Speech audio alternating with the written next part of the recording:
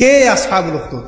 যখন আগুন দাউ দাউ করে জ্বলছিল, আসহাবুল উখদুদ ধ্বংস হয়ে গেছে, যখন আগুন দাউ দাউ করে জ্বলছিল, ইয হুম আলাইহা কুউদ, এবং আসহাবুল উখদুদের লোকরা এই আগুনের কুণ্ডলীর চারপাশে বসেছিল।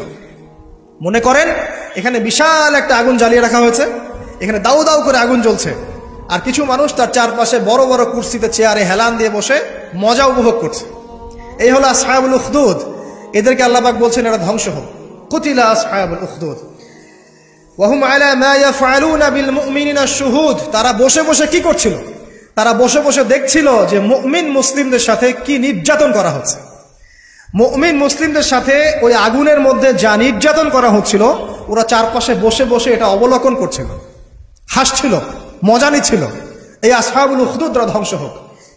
ওয়ামা নাকামু মিনহুম ইল্লা আন ইউমিনু বিল্লাহিল আজিজিল হামিদ। আল্লাহ পাক বলছেন ওই মুমিনদের কোনো দোষ ছিল না যে মুমিনদেরকে ওই অগ্নিকুণ্ডে পুড়িয়ে মারা হচ্ছিল এবং চারপাশে কিছু মানুষ জড়ো হয়ে দেখছিল, মজা নিচ্ছিল।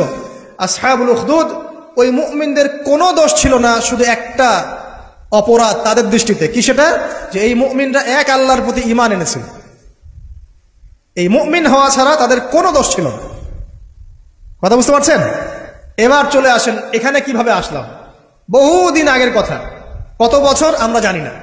একজন প্রতাপশালী বাদশা ছিল, এখনকার বিশ্ব নেতাদের মতোই পরাশক্তি, যে বহুদিন আগে এরকম প্রতাপশালী বাদশার অধীনে একজন জাদুকর ছিল।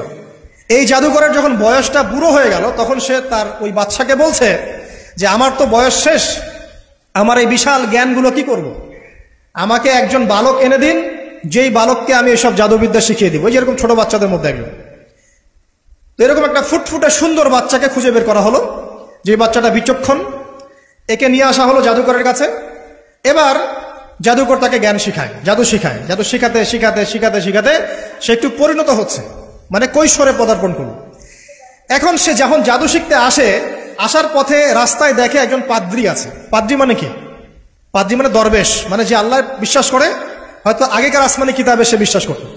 এমন একজন পাদ্রীর সন্ধান সে পায়। সেই পাদ্রীর কাছে গিয়ে বসে, সেই পাদ্রী তাকে আসমানি কিতাবের যে মর্ম, যে বাণী, এগুলো শোনায়। তার কাছে খুব ভালো লাগে যে মাশাআল্লাহ, এটা ইমানের স্বাদ।